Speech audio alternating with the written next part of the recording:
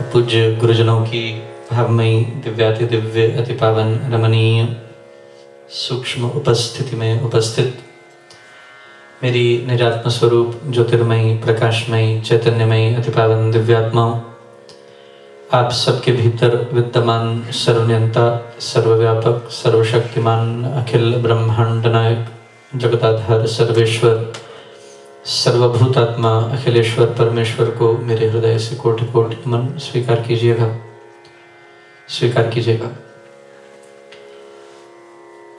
नवरात्र की पावन बेला चल रही है। माँ भगवती जगदम्बिका के आराधना के दिवस चल रहे हैं। इनमें सबसे अधिक नामोपासना का महत्व है। हर साधक को इस समय में त्रिकाल संध्या करने से अतैव लाभ की प्राप्ति होती है। प्रथमं शैलपुत्री च, द्वितीयं ब्रह्मचारिणी, तृतीयं चंद्रघंटेति कूष्मांडेति चतुर्थकं, पंचमं स्कंदमातेति, षष्ठं कात्यायनीति च, सप्तमं कालरात्रीति महागौरीति चाष्टमं, नवमं सिद्धिदात्री च नवदुर्गा प्रकीर्तितः, उक्तान्येतानि नामानि ब्रह्मण्यैव महात्मनः। चतुर्थ नवरात्र चल रहा है। प्रातः संध्याकालीन सत्र में अपनी संध्या में रज्जब जी का एक सूत्र पुनः पुनः मेरी बुद्धि में आ रहा था, मेरे मानस में उतर रहा था। रज्जब ऊपर चढ़ गए नरमाई ते जान। रज्जब ऊपर चढ़ गए नरमाई ते जान, पाथर ठोकर खात है करड़ाई ते जान। रज्जब ऊपर चढ़ गए। धरती पे आप चलते हैं, वहां पत्थर भी पड़े हैं, धूल भी पड़ी है। आप अपने पैर रगड़ते हुए जाएं, धूल भी उड़ेगी और पत्थरों को ठोकर भी लगेगी। रज्जब चलते हुए जा रहे हैं और चलते हुए रज्जब क्या देखते हैं? जब अपना पैर धरती पे रगड़ते हैं, रज्जब ऊपर जाते हैं नरमाई ते जान। इस धूल से ही पत्थर बने हैं और पत्थर ही धूल बनते हैं। धूल से ही पत्थर बना है, ढेला बनता है, उस ढेले से ही मिट्टी बनती है। रज्जब ऊपर जात है, कैसे? नरमाई ते जान। वो नरम धूल में जब आप पैर मारते हो तो कहां उठती है? ऊपर उठती है। पाथर ठोकर खात है करड़ाई ते जान। पत्थर क्या होता है? कड़ा होता है। पत्थर जो है उसमें बड़ी करड़ाई है। करड़ाई के कारण उसे ठोकर लगती है, दूर जाके गिरता है। रज्जब कहते हैं एक साधक को करना क्या चाहिए, उसे बनना क्या है। नवरात्र में कुछ ये सूत्र हमारे मानस में उतरने चाहिए। प्रयास रहता है बंधुओं, nobody is perfect on this earth. There is no man who can be called perfect. Anybody who has come into human embodiment cannot achieve and perceive perfection. We are always learning, and the learning should never stop. We will continuously make mistakes, and we have to continuously learn from our mistakes. What is spirituality all about? Spirituality is only learning and learning. Shakespeare, when achieved the heights and he was praised by so many people, Shakespeare came in front of the ones who appreciated his works and said, I am just a seep in front of the ocean. ये नरमाई, ये विनम्रता, ये साधक का बहुत बड़ा आभूषण है, बहुत बड़ा। ऊपर उठता है वो व्यक्ति जिसमें विनम्रता आ जाती है, ठोकर खाता है वो व्यक्ति जिसमें अहंकार आ जाता है। सूत्र बड़े गहरे होते हैं, दृष्टांत के माध्यम से समझने आसान हो जाते हैं। एक कथा मुझे स्मरण आती है। महात्मा बुद्ध श्रावस्ती के अंदर उपदेश देने के लिए आए हैं। बड़े संत हैं, अनुभवी हैं, जीवन का सार जिन्होंने साधना से पाया है। ऐसे महात्मा बुद्ध को सुनने के लिए एक राजा के 7 राजकुमार हैं, वे भी बुद्ध को सुनने के लिए आए। कल रात्रि में संजय जी के निवास पर था, चर्चा चल रही थी। उपदेश देना बड़ा आसान है, पर उपदेश कुशल बहुतेरे। उपदेश देना ये बड़ी सरल सी बात है, उस उपदेश को अपने जीवन में चरितार्थ करना ये बड़ा मुश्किल काम है। मैं इस ज्ञान को 0 समझता हूं, दिस नॉलेज इज 0, लेकिन यदि ये आचरण में उतर जाए इट बिकम्स 100।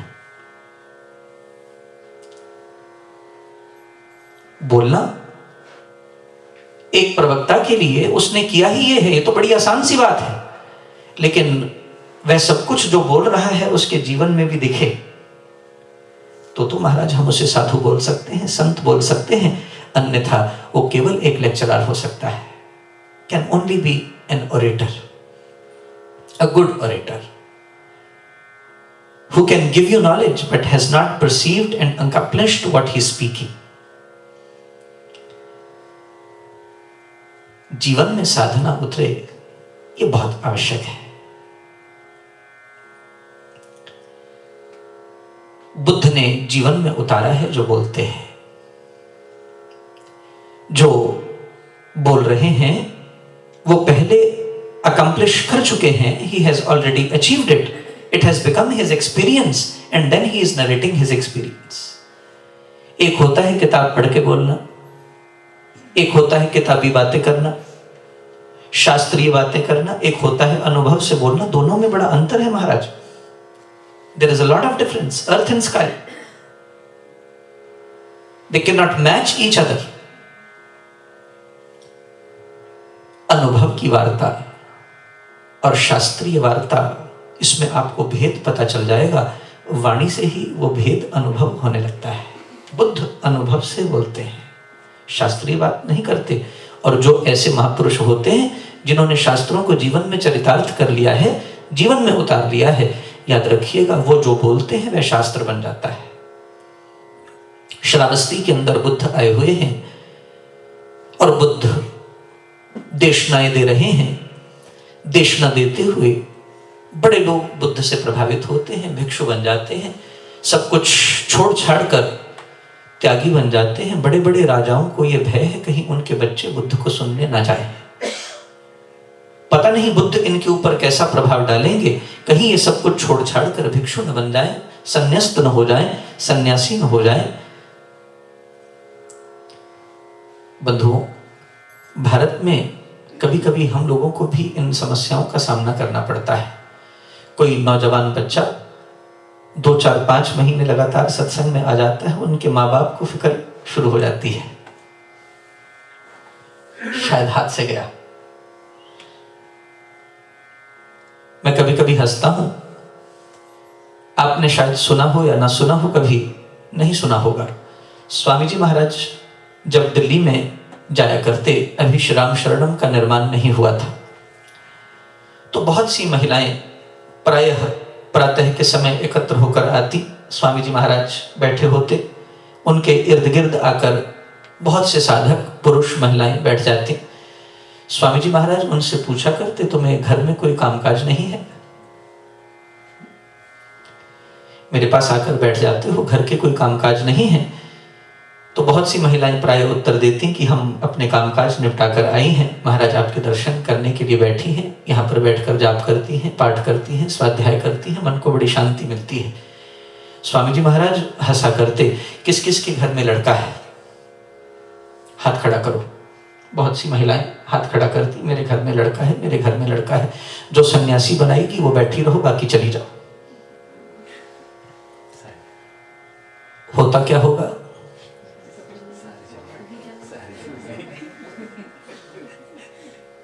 वो तो उन्होंने अपने मन की बात कही थी, मुझे लग रहा है आप अपने मन की बोल रहे हो।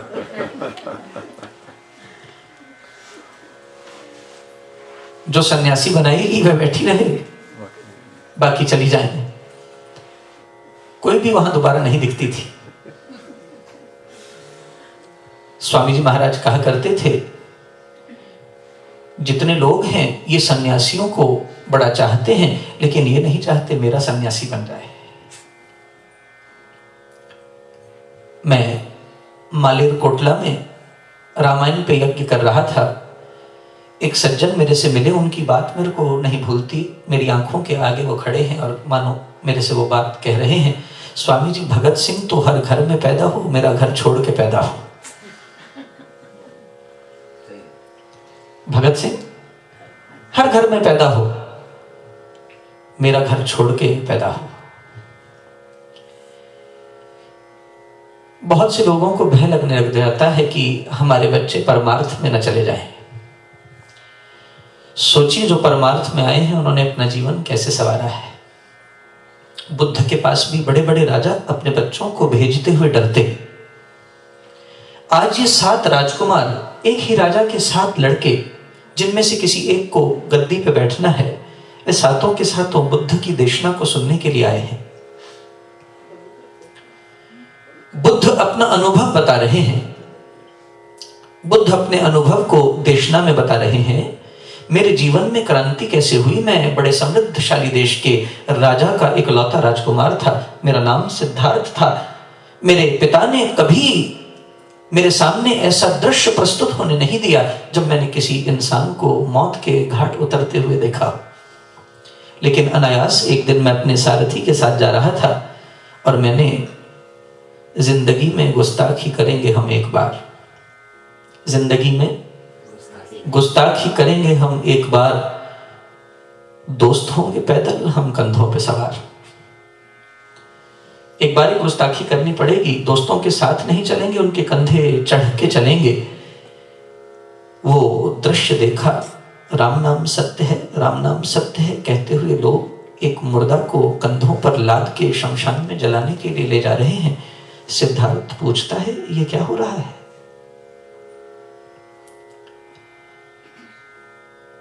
आज तक कितनी मौतें देखी हैं आपने? कितनी देखी हैं? 150 तो देखे ही होंगे। जान पहचान के क्षेत्र में अनुभव किया होगा। 150 व्यक्ति आज तक इस जगत को छोड़ के चले गए।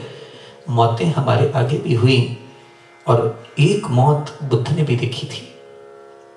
एक मौत बुद्ध को झकझोर के चली गई, जीवन में वैराग्य का, विवेक का हेतु बन गई। हमारे आगे 50 मर गए महाराज, अभी तक विवेक नहीं जागा, वैराग्य नहीं जगा। हमें होता है वैराग्य, श्मशान वैराग्य। शास्त्र बोलता है श्मशान वैराग्य क्या है? शमशान में गए, जलते हुए प्राणी को देखा, अपने प्रिय को अपने हाथ से आग लगाई, मन में थोड़ी देर के लिए वैराग्य आया, जीवन क्या है। जैसे ही शमशान से बाहर निकले फिर मन को समझा लिया, आना जाना तो जीवन का खेल है, ब्रह्मज्ञानी बन गए। कभी कभी मैं बड़ा हैरान होता हूं, लोग कहते हैं दूसरे के कंधे पे हाथ रख के उसे समझाते हैं जो खुद नहीं समझे। कभी कभी यूं ही हमने अपने दिल को बहलाया है, जिन बातों को खुद नहीं समझे औरों को समझाया है। जिन बातों को खुद नहीं समझे औरों को समझाया है। कभी कभी मैं देखता हूं ब्रह्मज्ञानियों को, वे दूसरे के कंधे पे हाथ रख के कहते हैं आना जाना जीवन का खेल है। और जानते हो, ये जो आज ब्रह्मज्ञानी बना है ये कल रोता है, और जिसको समझा रहा था वो उसके कंधे पे हाथ रख के कहता है घबरा मत, ये आना जाना है, भगवान ने खेल रचा रखा है। महाराज, एक मौत जीवन में घट जाए इंसान के जीवन में क्रांति करने के लिए बड़ी होती है। होनी होगी क्रांति, उसी क्षण हो जाएगी, और नहीं होनी होगी तो आगे आपके आगे अपने माँ चली जाए, पिता चला जाए, भाई चले जाए, बंधु चले जाए, मित्र चले जाए, फिर भी इंसान अपने मन को समझा के माया के उसी प्रपंच में फंसा रहेगा। बुद्ध देशना दे रहे हैं, अपना अनुभव बता रहे हैं। एक अर्थी मैंने जाते हुए देखी और उस एक अर्थी को देखकर मेरे मन में ऐसी क्रांति विघटित हुई, मैंने सब कुछ छोड़कर, अपना पुत्र छोड़कर, अपनी पत्नी छोड़कर, आत्मा क्या है इसे जानने के लिए अपना जीवन बलिदान कर दिया। ये जीवन खोने के लिए नहीं बना। इस जीवन की अनमोल श्वासों को व्यर्थ कामों में मत लगाइए, इस जीवन की अनमोल श्वासों को स्वयं को जानने में लगाइए। बुद्ध देशना दे रहे हैं, 7 राजकुमार बैठ के उस देशना को सुन रहे हैं। उनके साथ उनका एक नौकर सेवक भी आया हुआ है। 7 राजकुमार निश्चय करते हैं ये जीवन खोने के लिए नहीं बना। हम बुद्ध से संन्यास दीक्षा लेंगे, भिक्षु बनेंगे और अब वापस नहीं जाएंगे। लेकिन मां बाप को बताना फर्ज तो है। क्या करना चाहिए? खुद जाएंगे तो पिता कभी भी सन्यासी होने नहीं देगा। आदि जगत गुरु शंकराचार्य भगवान की मां, वे भी नहीं चाहती थी शंकराचार्य सन्यासी बने। बड़ा बंधन लगाया, लेकिन शंकराचार्य भगवान ने माया का मकर पैदा करके पूर्णा में अपनी मां को जबरदस्ती सन्यास देने की, सन्यास प्राप्त कर लेने की आज्ञा प्राप्त कर ली, अनुमति प्राप्त कर ली। राजकुमार सोचने लगे वापस जाएंगे, बाप कहां मानेगा? नहीं मानने वाला, किसी कीमत पर नहीं मानेगा। इसलिए क्या करना चाहिए?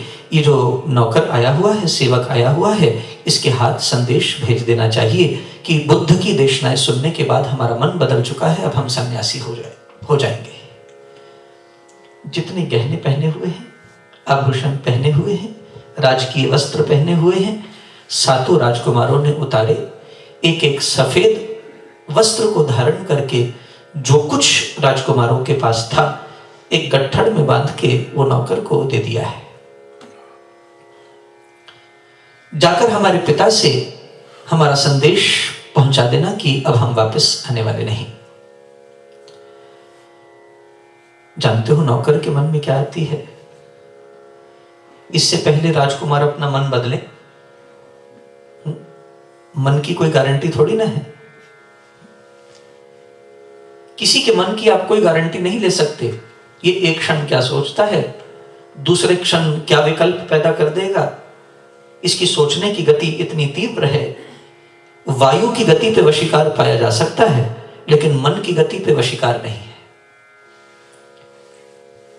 नौकर सोचता है राजकुमार मन बदले, उससे पहले गट्ठड़ ले और 9 2 11 हो ले।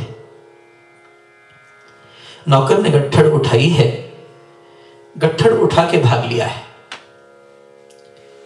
राहत की सांस आई है, रास्ते में सोच रहा है देख तो लूं है क्या इसमें, जो काम की चीजें हैं वह निकाल लेता हूं, जाकर संदेश दूंगा। राजा पूछेगा ये गट्ठड़ क्यों उठा के लाए हो, उसे क्या जवाब दूंगा? कहीं राजा मुझे गलत ही न समझे, कहीं राजा ऐसा न समझे कि ये नौकर कोई बहाना कर रहा है, रास्ते में 7 राजकुमारों को मारकर उनका सारा सामान चोरी करके आ गया है। मन में तो बड़ी उथल पुथल होती है महाराज। मन तामसिक भावों से ग्रस्त है, तामसिक विचारों से ग्रस्त है, ये नकारात्मक ही सोचता है, इसमें सकारात्मक सोचने की शक्ति ही नहीं है। याद रखिएगा, आपका मन कभी भी सकारात्मक चिंतन नहीं करता। Your mind lacks positive thinking.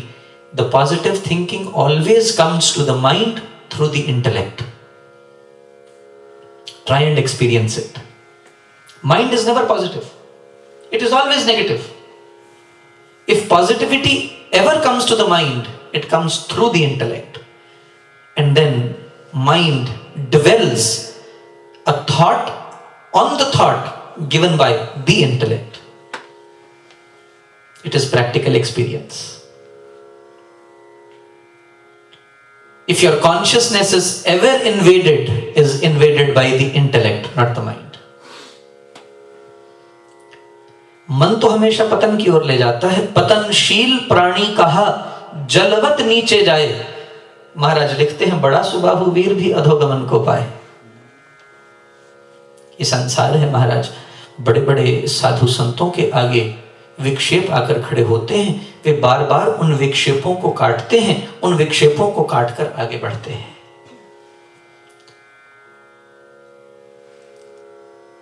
यहां तक कहूंगा, स्वामी जी महाराज विक्षेपों से नहीं बचे। आर्य समाज से जब विभिन्न हुए, बड़े विक्षेप उत्पन्न हुए। बड़े बड़े साधु संतों को विक्षेपों का सामना करना पड़ता है महाराज, कटाक्ष झेलने पड़ते हैं, जीवन में कटुताओं के सामने करने पड़ते हैं, और उन कटुताओं को परास्त करके ही वे अपनी संतत्व में प्रखरता से चमकते हैं। मन जो है ये रुकावटें हर व्यक्ति के आगे उत्पन्न करता है। भगवान राम को विक्षेप सहन करने नहीं पड़े। एक धोबी खड़ा हो जाता है और वो विक्षेप उत्पन्न कर देता है, राम को वो विक्षेप झेलना पड़ता है महाराज। अश्वमेध यज्ञ करना है, पति पत्नी के बिना संपन्न नहीं हो सकता। सीता साथ में नहीं है, स्वर्ण की सीता का निर्माण 100 बार करवाते हैं राम। विक्षेप खत्म हो जाएंगे। कबीर के जीवन में विक्षेप खत्म हो गए, सूरदास के जीवन में विक्षेप खत्म हुए, वाल्मीकि के जीवन में विक्षेप खत्म हुए, अगस्त्य के जीवन में विक्षेप खत्म हुए, सौरभरी, विश्वामित्र, वशिष्ठ, जनक, किसी के जीवन चरित्र को देख लीजिए, शुकदेव, किसी के जीवन चरित्र को देखिए, विक्षेप नहीं मिटते। उन विक्षेपों को नियंत्रित करके, परिस्थितियों को अपने वश में करके, जूझ कर आगे बढ़ के साधु संतों ने अपना रास्ता तय किया है। इसलिए मैं कहता हूं, मुझे कविता बड़ी प्यारी लगती है। मैं जब बैठता हूं, कुछ पंक्तियां हैं जो मैं रोज गाता हूं। ये पंक्तियां मुझे बड़ी प्रिय लगती हैं, इन्हें रट लीजिएगा। जो व्यथाएं प्रेरणा दें, जो व्यथाएं प्रेरणा दें, उन व्यथाओं को निहारो। जो व्यथाएं प्रेरणा दें, उन व्यथाओं को निहारो। जूझकर कठिनाइयों से, जूझकर कठिनाइयों से रंग जीवन का निखारो। जो व्यथाएं प्रेरणा दें, उन व्यथाओं को निहारो। जूझकर कठिनाइयों से रंग जीवन का निखारो। वृक्ष कटकट कर बढ़ा है, दीप बुझ बुझ कर जला है। मृत्यु से जीवन मिले तो आरती उसकी उतारो। इसे मत भूलिएगा, रट के रखिएगा। जो व्यथाएं प्रेरणा दें, उन व्यथाओं को निहारो। जूझकर कठिनाइयों से रंग जीवन का निखारो। वृक्ष कट कट कर बढ़ा है, दीप बुझ बुझ कर जला है। मृत्यु से जीवन मिले तो आरती उसकी उतारो। सारा गीता का सार इन 4 पंक्तियों में छिपा हुआ है। नौकर सोच रहा है, राजा क्या सोचेगा, मारकर तो नहीं आ गया, सामान चोरी करके ले आया है, फला फला बातें। चिंतन शुरू हो गया महाराज। याद रखिएगा, जिस दिन चिंता की जगह चिंतन करने लग जाओगे, जिस दिन चिंता छूट जाएगी और चिंतन शुरू हो जाएगा, उस दिन मंजिल करीब आने लगेगी। चिंता को छोड़ दीजिए, चिंतन करने लग जाइए। चिंता करने से कुछ नहीं होता। चिंता मिटानी है तो महाराज युक्ति बताते हैं, राम नाम जपे चिंता चूरक। चूर्ण कर देती है चिंता को नाम की उपासना। राम नाम जपे चिंता चूरक। चिंतामणि चित्त चिंतन पूरक, और ये चिंताओं को चूर्ण करके चित्त को चिंतन से पूर्ण कर देता है राम नाम। मदद कहां कहां करता है? शोक सागर हो उमड़ा आता, अति दुख में मन घबराता, तब क्या करना चाहिए? भजिए राम राम। कितनी बार? बहु बार। एक बार नहीं, दो बार नहीं, तीन बार नहीं, एक माला नहीं, दो माला नहीं, चार माला नहीं। जपिए राम राम बहु बार, इनफाइनाइट। जपिए राम राम बहु बार। बहु बार करते हो तो क्या करेगा? बोलो, जन का करता बेड़ा पार। कड़ी घड़ी, कड़ी घड़ी हो, कठिनतर काल, सिर पर मुसीबतें गिर रही हों, मुसीबतों के जंजाल आपको घेर रहे हों, कड़ी घड़ी कठिनतर काल, क्या हो रहा हो उस समय? कष्ट, क्लेश, कष्ट कठोर हो, क्लेश कराल, क्या करना चाहिए?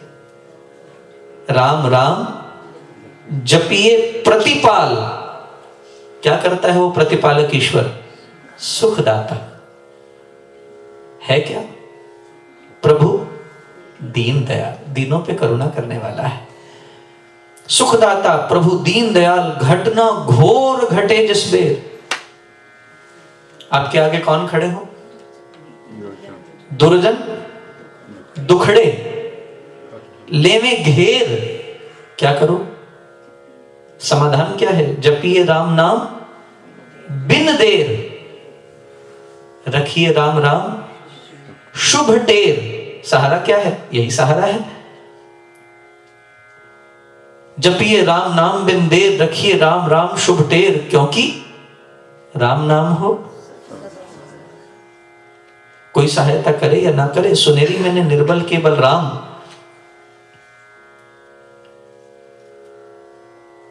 स्वामी जी महाराज कहते हैं वो प्रतिपालक ईश्वर सुख देने वाला है, सदा सहायता करने वाला है। राम नाम हो सदा सहायक। राम नाम सर्व सुख, सारे सुख देने वाला, दायक, देने वाला, दाता वो है। राम नाम सर्व सुखदायक। फिर महाराज कहते हैं राम राम प्रभु राम की टेक, क्या है? शरण, शांति, आश्रय है एक। इसलिए सब कुछ छोड़ के क्या करो? पूंजी राम नाम की पाइए। अमृतवाणी हम गाते हैं महाराज, कुछ कभी समझ लीजिए, थोड़ी सी कपाट खोल देगी। पूंजी राम नाम की पाइए, पाथेय। पाथेय किसको बोलते हैं? रास्ते को, मार्ग को बोलते हैं पाथेय। हमें इस लोक से परलोक तक का जो पाथेय है, जो रास्ता है, जो मार्ग है, उस पे क्या काम आएगा? ये नाम काम आएगा।